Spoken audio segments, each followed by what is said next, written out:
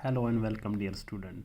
आज का जो लेक्चर है यहाँ हम एंजियोस्पर्म्स के जनरल फीचर्स और उनकी जो क्लासेस हैं डिफरेंट क्लास उनके कुछ फीचर्स के बारे में। तो ये बहुत मज़ेदार जो लेक्चर होगा।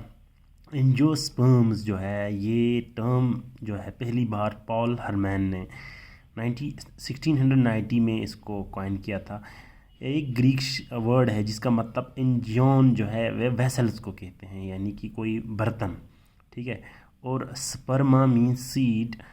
तो यहाँ सीड्स जो है वो इनक्लोज होता है within some vessels, isn't it? Now, like in angiosperms, their seed is naked there, and in case of angiosperms, we have the seed enclosed within the ovary और fruit. Seeds जो है वो ovary के अंदर या fruits के अंदर जो है वो बंद है, इनक्लोज किया गया है। तो ये इस टर्म का मतलब है। ये ऑरिजिनेट हुआ है एंजियोस्पर्म्स आज से तकरीबन 160 मिलियन ईयर्स अगो, तो ट्राइसिक पीरियड में ये ऑरिजिनेट हुआ है और अभी भी काफ़ी डोमिनेंट है हमारे वर्ल्ड में। 13,164 genera which comprise of 2,95,000 species are well documented. हाल ही बहुत सारे इनके एंजियोस्पर्म्स के स्पीशीज़ हैं जो या तो क्लासिफाई नहीं हुआ है या ह्यूमंस की जो है नज़र उन तक नहीं पहुंची है। प्रेजेंटली ये डोमिनेंट और डाइवर्सिफाइड प्लांट मैंने पहले ही बताया। तकरीबन तमाम हैबिट्स में जैसे कि हर्ब, शर्ब और ट्रीज़, तीनों हैबिट्स और तमाम हैबिटेट्स में ये अवेलेबल आपको मिलेंगे, चाहे वो फिर हाइड्रोफाइट्स हो, जीरोफिटिक फॉर्म में है, एपीफाइट्स हैं, पैरासाइटिक फॉर्म्स में है, इंसेक्टिवर्स है, सिम्बायोट्स है, मैनग्रूव्स है। तो तकरीबन सारे फॉर्म्स में ये अवेलेबल है। मैग्नोलिया जो है हमारी मोस्ट प्रिमिटिव एंजियोस्पर्म्स है which shares most of the features with Gnetopsida जो जिम्नोस्पर्म्स की क्लास है, और ये प्रिमिटिव एंजियोस्पर्म्स है। सिमिलरली कस्क्यूटाइडोडर जिसको हम बोलते हैं एक पैरासिटिक प्लांट है। ये कुछ इनके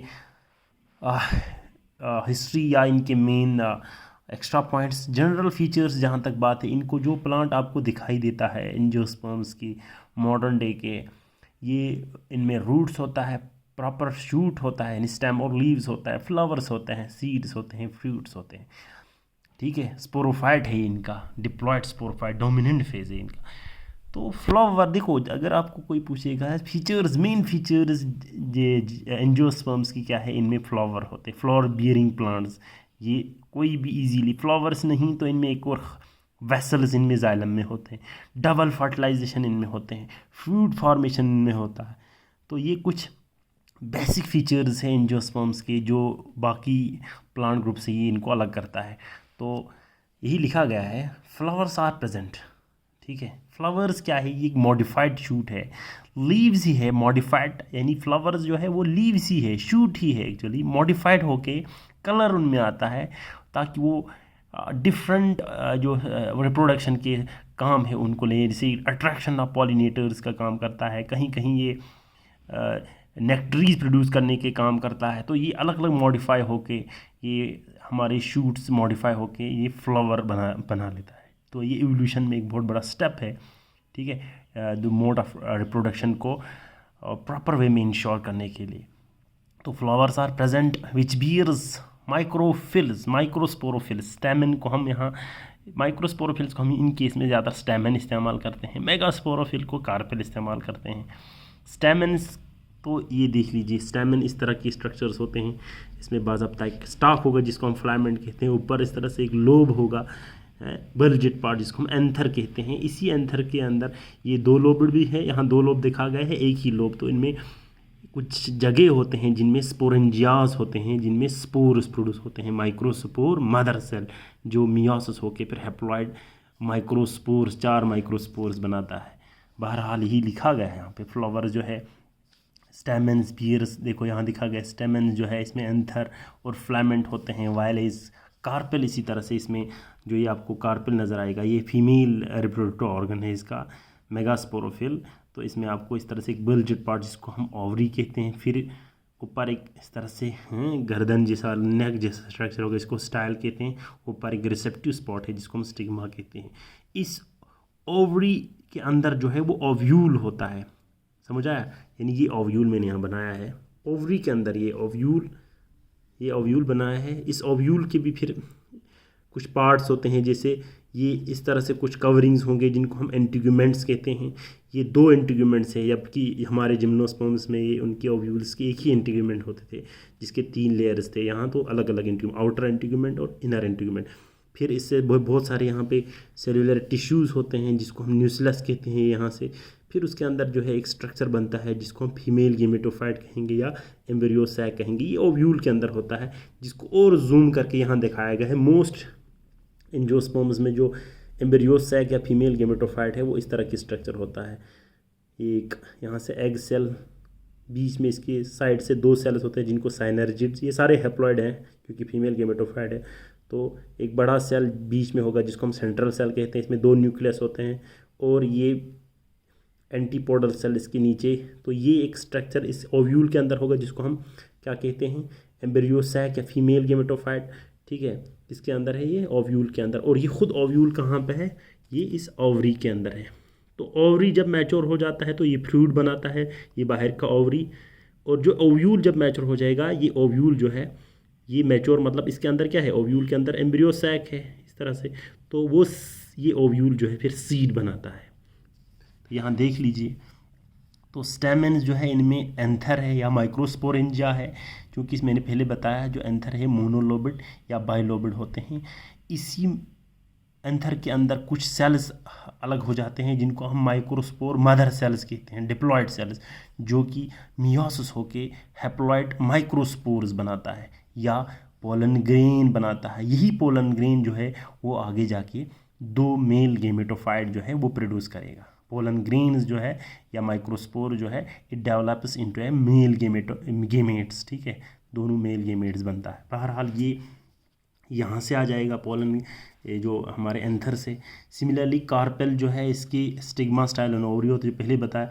तो कार्पेल मैचुरेशन होने के बाद इसका जो कार्पेल की ये देखो, carpel bears ovary which upon maturation forms fruit and enclose the seed. क्योंकि ओवरी जो है ये वाला पोर्शन है, इसके अंदर ओव्यूल है, तो ओव्यूल जो है वो सीड बनाता है। सीड के बाहर से होता है क्या, सीड के बाहर से ओवरी होगा ना, तो ये फ्रूट बनाएगा। इसीलिए एंजियोस्पर्म्स यानी कि seeds are covered with enclosed within the vessel, यानी ये ओवरी बाहर से इसको होगा। ठीक है, तो ओव्यूल, इसको हम मेगास्पोरेंजियम जो है इसको हम ओव्यूल कहते हैं इस केस में, चाहे वो जिम्नोस्पर्म हो या एंजियोस्पर्म हो, प्रोड्यूसेस मेगास्पोर। जब शुरुआती दौर में यहाँ ओव्यूल के अंदर क्या प्रोड्यूस हो जाएगा, इसी ओव्यूल के अंदर एक मेगास्पोर मदर सेल बनेगा जो डिप्लॉयड होगा, जो मियोसिस होकर आगे मेगास्पोर बनाएगा। क्या बनाएगा, मेगास्पोर। फिर वही मेगास्पोर जो है वो फिर डिवाइड होके बनाएगा इस टाइप का एक स्ट्रक्चर, जिसको हम बोलते हैं फीमेल गेमेटोफाइट या एम्ब्रियो सैक। तो मैंने पहले ही बताया, मोस्ट ऑफ द केसेस जो है इस एम्ब्रियो सैक में एक ही एग सेल होता है जो यहाँ पे होगा माइक्रोपाइलर एंड में, और उसके इर्द गिर्द 2 साइनर्जिड सेल्स, ये भी सारे के सारे हैप्लॉइड होंगे क्योंकि मियोसिस से बना होता है। मेगास्पोर जो है खुद हैप्लॉइड से बना है, मियोसिस से बना है हैप्लॉइड, तो इसी से ये सेल बनता है जिसको हम एम्ब्रियो सैक कहेंगे। एक बीच में बड़ा सा सेल होता है, सेंट्रल सेल, जिसमें 2 न्यूक्लियस होता है। ये फ्यूज़ नहीं होगा, N+N डाइकैरियोटिक कंडीशन में होता है, ना कि डिप्लॉयड।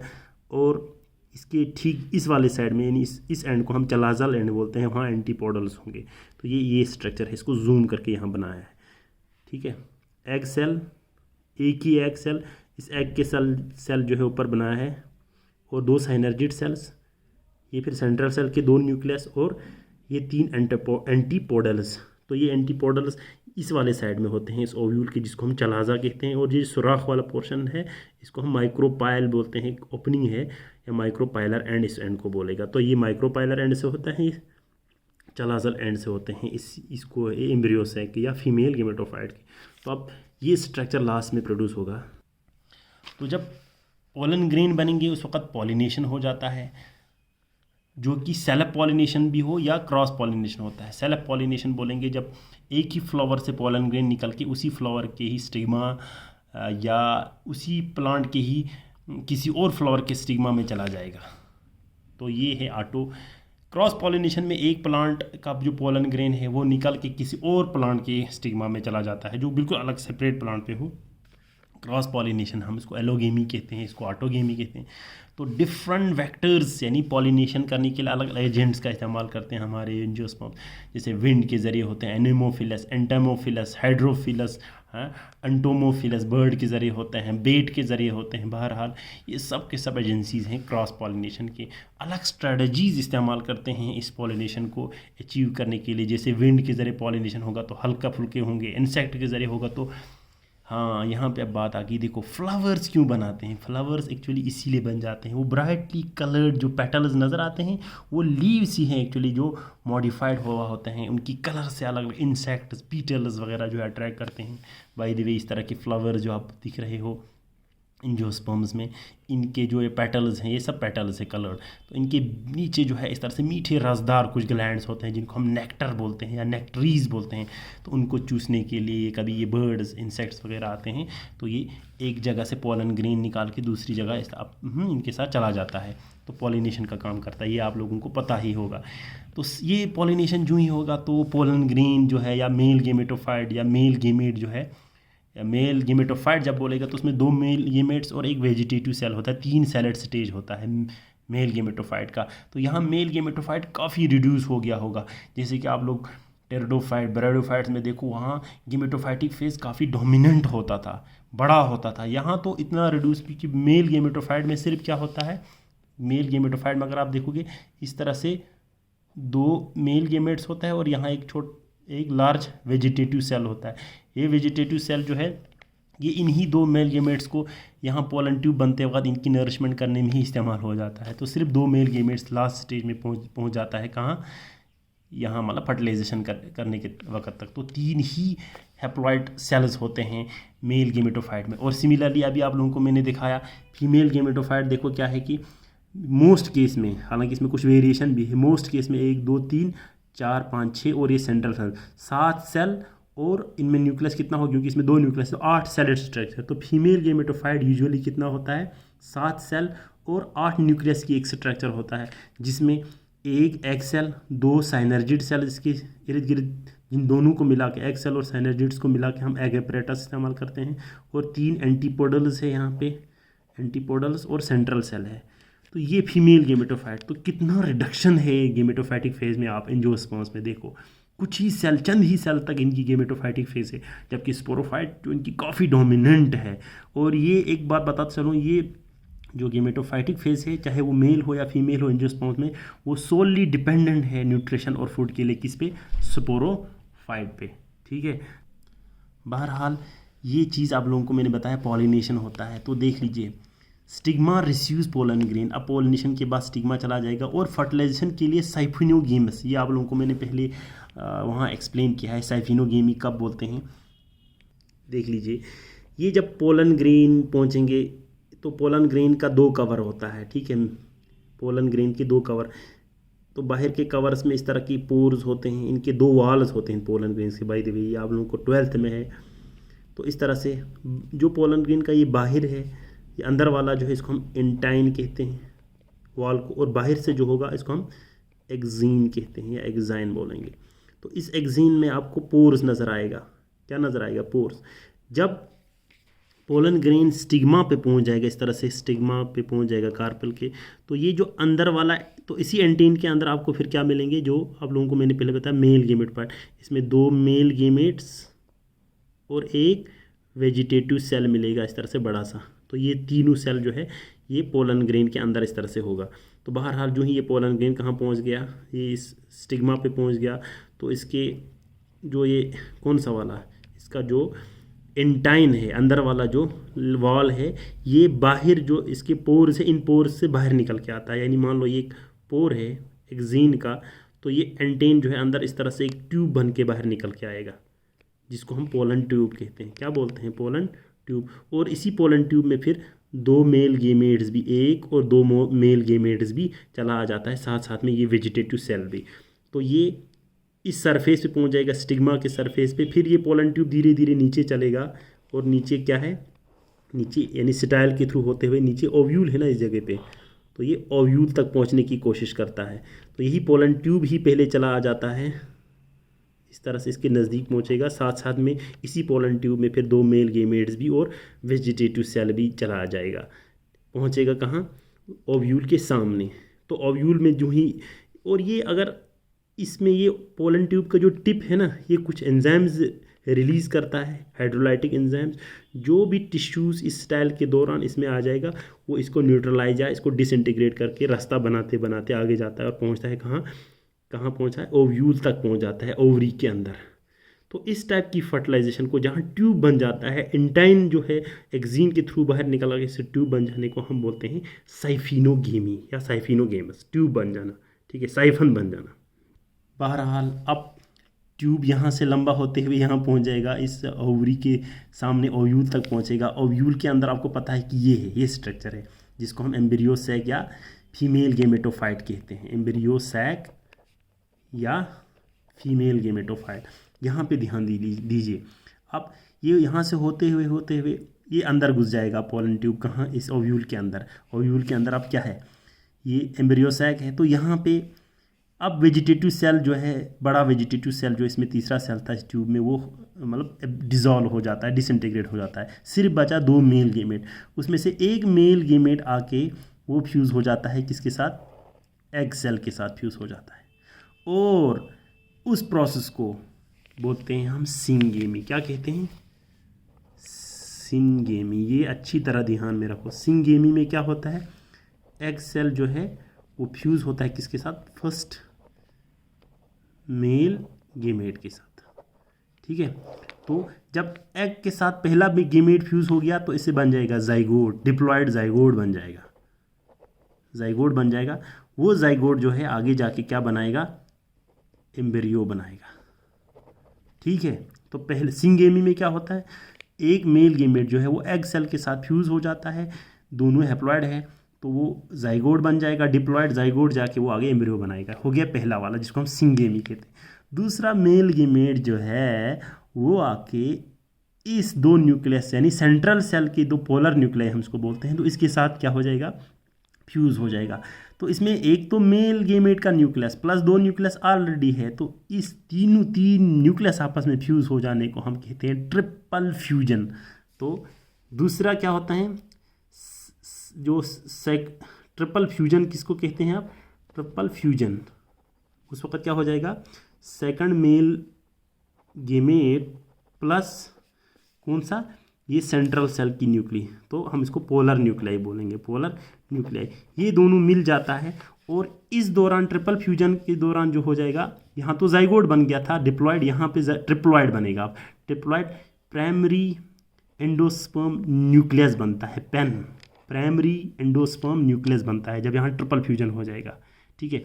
तो प्राइमरी एंडोस्पर्म न्यूक्लियस जो है वो आगे जाके बनाता है ट्रिप्लॉयड एंडोस्पर्म। एंडोस्पर्म जो है एक न्यूट्रेटिव टिश्यू है जो किसको न्यूट्रिशन देता है? इस एम्ब्रियो को न्यूट्रिशन प्रोवाइड करता है। फिर प्राइमरी एंडोस्पर्म, ये एंडोस्पर्म जब बनेगा तो ये दोनों सिंगेमी और ट्रिपल फ्यूजन, इन दोनों को मिला के हम कहते हैं डबल फर्टिलाइजेशन। सिंगेमी प्लस इन दोनों को हम क्या कहते हैं? Double fertilization. तो ये सिर्फ और सिर्फ होता है किसमें? एंजियोस्पर्म्स में। ये इनकी कैरेक्टरिस्टिक फीचर है। फिर से मैं जल्दी बता दूं, पहला मेल गेमेट जो है वो एग के साथ फ्यूज़ होता है और बनाता है डिप्लॉयड जाइगोट, जाइगोट आगे जाके बनाएगा एम्ब्रियो। इस प्रोसेस को कहते हैं सिंगेमी। क्या कहते हैं? दूसरा मेल गेमेट जो है वो जाके इस सेंट्रल सेल के न्यूक्लियस से, जिसको हम पोलर न्यूक्लियाई कहते हैं, इसके साथ फ्यूज़ होते हैं। तो इस प्रोसेस के दौरान जो है वो बन जाता है ट्रिप्लॉयड प्राइमरी एंडोस्पर्म न्यूक्लियस, और प्राइमरी एंडोस्पर्म न्यूक्लियस जो है वो जाके आगे बनाता है एंडोस्पर्म। क्या बनाता है? एंडोस्पर्म, एक ट्रिप्लॉयड एंडोस्पर्म। इस प्रोसेस को कहते हैं ट्रिपल फ्यूजन। ट्रिपल फ्यूजन क्योंकि यहाँ पे क्यों कहते हैं? क्योंकि यहाँ पे 2 न्यूक्लियस इसके और एक न्यूक्लियस मेल गेमेट का जो है वो होता है।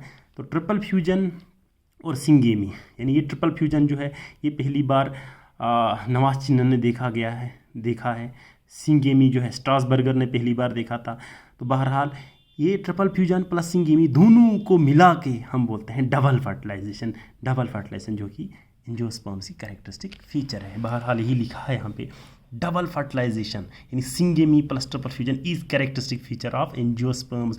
और यहाँ पे एंडोस्पर्म जो है वो फर्टिलाइजेशन के बाद बनता है, जो कि ट्रिप्लॉयड होता है, न कि हैप्लॉयड। जैसे कि जिम्नोस्पर्म्स में वो पहले ही बना हुआ होता है और वो हैप्लॉइड होता है, यहाँ पे बाद में बनता है और ट्रिप्लॉइड होता है। फिर वही एंडोस्पर्म जो है वो न्यूट्रिशन प्रोवाइड करता है इस डेवलपिंग एम्ब्रियो को। तो यही लिखा गया है, endosperm is formed after fertilization in triploid. Xylem में वेसल्स होते हैं, मैं पहले ही बताया। और इसी तरह से फ्लोएम जो है उसमें कंपेनियन सेल होता है, फ्लोएम पेरेन्काइमा के साथ एक छोटा सा सेल होगा। इस तरह से फ्लोएम पेरेन्काइमा होते हैं, उसके साथ एक सेल जिसको हम क्या बोलते हैं, कंपेनियन सेल कहते हैं। ये आगे आप जाके एनाटॉमी में आपको पढ़ाया जाएगा। तो पॉली एम्ब्रियोनी यहाँ पे देखा गया है, जैसे कि बहुत सारे एम्ब्रियोज बन जाता है किसके अंदर, इस ओव्यूल के अंदर, ओव्यूल के अंदर। तो इनमें से सिर्फ एक ही सर्वाइव करता है, बाय द वे बनेगा बहुत सारे। एपोमिक्सिस भी हो जाता है। एपोमिक्सिस मतलब हो गया सीड फार्मेशन जब होता है विदाउट मियोसिस, विदाउट सिंगेमी और मियोसिस के बगैर जब बनेंगे, तो ऐसे केस को एपोमिक्सिस बोलते हैं। या पार्थिनोजेनेसिस, ये भी एक तरीके का मान लो कि आप क्या हो गया, सीड फॉर्मेशन हो गया, जहाँ पे एग जो है वो फर्टिलाइज नहीं होता है। तो ये तीनों एक्सेप्शनल केस जो है कभी कभी कुछ स्पीशीज़ में देखा गया है।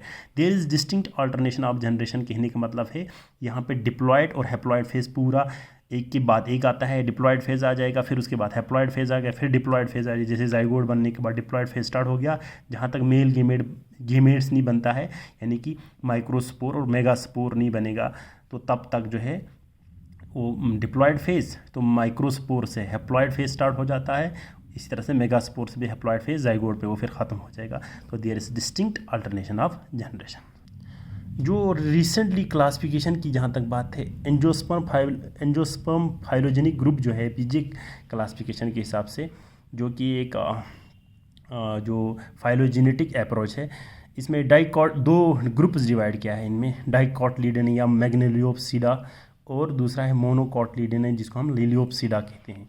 डाइकॉटलीडन की कुछ फीचर्स क्या है, इनमें सीड्स में 2 कॉटलीडन्स होता है, और वो दोनों कॉटलीडन्स जो है वो न्यूट्रिशन का काम करता है उस एम्ब्रियो को जो उसके अंदर होगा, क्योंकि इनमें एंडोस्पर्म जो है वो मैच्योर स्टेज में, वो नॉन एंडोस्पर्मी कहने का मतलब ये नहीं कि एंडोस्पर्म नहीं होता है, बल्कि एंडोस्पर्म जो है वो बाद में ख़त्म हो जाता है, तो सीड्स मैच्योर हो जाएगा, वहाँ सिर्फ आपको कॉटलीडन्स नज़र आएगा, क्योंकि यही कॉटलीडन्स यही कॉटलीडन्स जो है इस एंडोस्पर्म्स को एब्जॉर्ब करता है, तो ये ख़त्म हो जाएगा। बाद में एम्ब्रियो को जो भी न्यूट्रिशन है वो ये कॉटलीडन्स प्रोवाइड करता है। बहरहाल इनमें रेटिकुलेट वेनेशन होगा, लीव्स में इस तरह की वेनेशन आपको मिलेंगे, और कुछ एक्सेप्शन है जैसे केलोफाइलम एंड एरेंजियम जो है, इनमें ये दोनों जो डाइकॉट है, लेकिन इनमें पैरेलल वेनेशन होता है। By the way vascular bundle जो है वो ओपन होता है। क्या है ओपन वेस्कुलर बंडल, मतलब हो गया वेस्कुलर कैम्बियम जो है एक रिंग है, जो मैंने कल बताया था आप लोगों को, जिसकी वजह से सेकेंडरी जाइलम और फ्लोएम बनता है, एक मेरिस्टेमेटिक सेल्स है,